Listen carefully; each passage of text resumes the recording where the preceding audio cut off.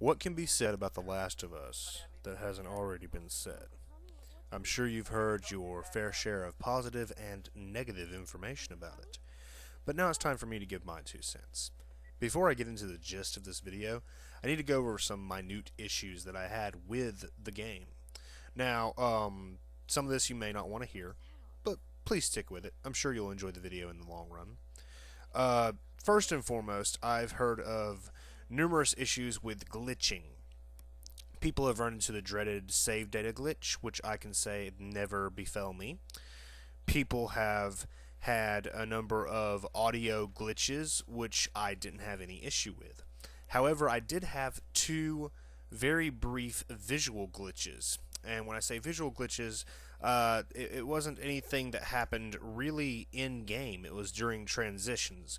Those of you that know, The Last of Us doesn't actually load. It loads one initial time and then you play the game and it merely transitions or fades to black when it's going from a cutscene to gameplay. The two glitches I had, one was this transition glitch in which I got a blue screen for like 3 seconds. I don't know what it was. I was about to get up and dick around with the console and the TV, and then it went to the gameplay, and I was like, okay, that was weird. Another glitch occurred much later in the game. Those of you who know, there are various animals in this game. It's at a part where Joel and Ellie are admiring a certain animal eating leaves. I don't want to say anything because people will be like, oh, you spoiled it. I wanted to see the pretty animal. Anywho, it happened during that moment when they followed the herd of animals and they were leaning on the side of a building. What happened was it went from a cutscene again, transition, fade to black to gameplay. And when it did this, very briefly, I wish I had been recording this so I could prove it. Very briefly, Joel and Ellie's characters were ragdoll stretched in ridiculous ways before they eventually configured into their proper position and were standing normal. Anywho, those were the two issues that I had with the game. Was just very small, very brief graphical glitches that kind of jerked me out of the situation. Other than that, the only real problems that I could foresee with this game are in terms of gameplay. Not that it's bad, and I know you're not going to want to hear this, but The Last of Us is completely and utterly unoriginal in terms of its gameplay. There is nothing here that I have not seen before. I've seen the same shooting, I've seen the same cover, the same stealth mechanics, and the same crafting systems in numerous other games. The Last of Us does not do anything new in terms of gameplay. So all these people screaming how innovative the gameplay is are completely bullshitting you. You're not going to see anything that you haven't seen before. I can craft stuff in other games. I can find items in the environment to help me, pick up weapons in the environment to help me. The combat is pretty much a button masher when you get close to enemies, or you can be strategic and throw items at them, or you can shoot them, which we've seen plenty of shooting before. So don't let people fool you in saying that The Last of Us is super innovative. It's not, but it's not bad. Everything in the gameplay works just fine. It's just that it's really nothing new. I've not seen anything that's different in this game, except for some very, very thrilling ladder carrying sequences. My God, I've never seen such amazing ladder carrying. And I'm just being a dick now, but still. That doesn't mean that the game is bad. It just means that there's nothing new in terms of gameplay. Where The Last of Us really caught me in its execution was the characters, the environment, and the story. I'm going to go over the environment first. I don't know if it's because I've just recently purchased my very first HD television and I'm seeing everything in super pretty high definition, but this game looks absolutely breathtaking. And again, I don't know if that's attributed to the fact that the game looks good or that I've never seen anything in HD before when I've just sat and played. Oh, I've played games over at my friends' houses on their big fancy TVs, but this is the first time I've been able to sit in my room and immerse myself in a world. And I'd find myself just sitting, playing the game, and panning the camera over and looking at the environments. The environments themselves are incredibly detailed.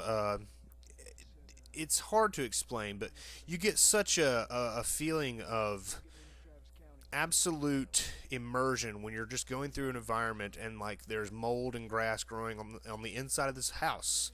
There's clothes strewn about. There's broken windows. It looks like there was a struggle. It looks like people got out of there really fast. You get all of these little details in the game. So much detail in these worn down, destroyed environments that I was actually shocked at some of the pristine environments I came across. A house that just didn't look as shitty as the rest of them. But the environments are very well done and really pull you into the situation. When I first saw the game, I had this I Am Legend feel to it, and it very much is like that. It's just nature retaking everything that we have built, and it's really enthralling to see. But the environments aren't the only thing that sell this game. It's also characters. Joel himself, which you should be seeing right now, has a lot of baggage. He has a lot of just struggle. He deals daily with the will to survive. This guy has had a lot of problems, and it really endears me to the character. He's not some big, perfect, super action hero. He's not some gung-ho, space marine. He's a guy. And prior to what happened in The Last of Us's universe, he was just taking care of his kid, working, being an everyday Joe. And I think that's what really connects me to him. He's also pretty much a hard ass. And it's just really interesting as you play the game, seeing his character open up a little bit. He doesn't ever open up fully, believe me, but like by the last, I'd say, 4 hours of the game, you see how his character completely shifts. And it's just really interesting to see that level of character development. And it is not forced. It doesn't feel forced.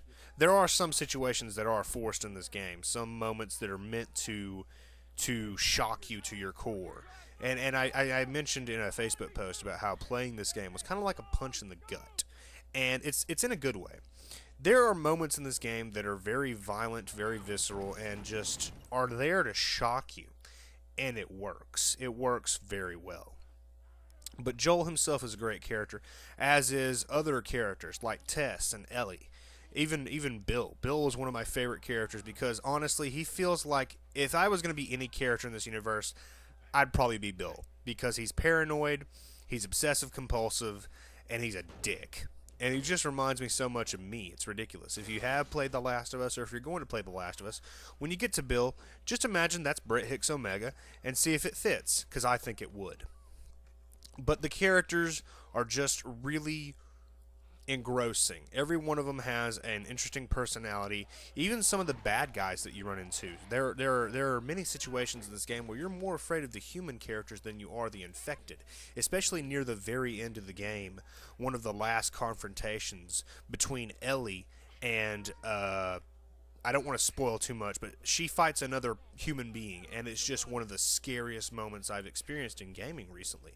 And it really did a great deal to endear me to Ellie.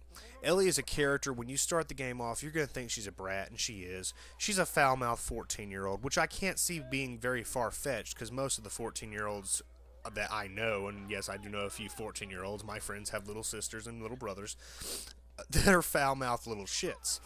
But her character grows on you over time, and after a while, you learn to love her. Ellie is a wonderful character, and by the end of the game, I was just so worried about what could happen to her. But the Last of Us, the real engaging factor of this game is, first and foremost, the story. Like I said, there's nothing gameplay-wise that's going to shock you or, oh, wow, that was really innovative. No, none of that's in this game. But the story itself is what will keep you coming back, and it's what's making me do a second playthrough because I want to experience it all over again. The gist of the story is a fungal infection has caused mass panic throughout humanity as it, of course, affected humans. It's kind of like a zombie virus, which is unoriginal, I know.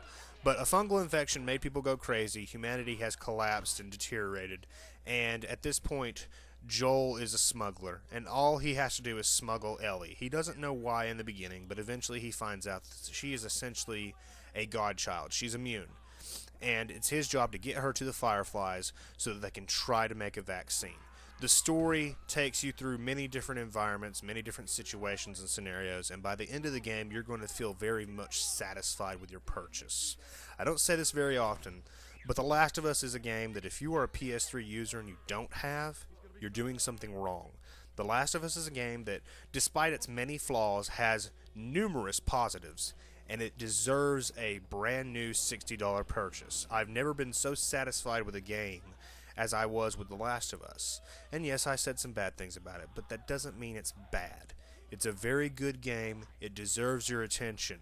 If you have a PS3 and you're listening to this, if you happen to be waiting for my go-ahead, this is your call to action. Go buy The Last of Us. If you don't buy it, that's not my problem. But if you're going to miss out on a good game, it is your problem. I absolutely enjoyed The Last of Us, despite its few flaws, and I think that you will too. So, if you're still watching this, go get The Last of Us.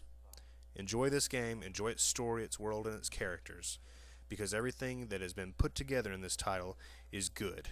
Not very original, but good. Thank you for watching. Do take care, and I might see you in multiplayer.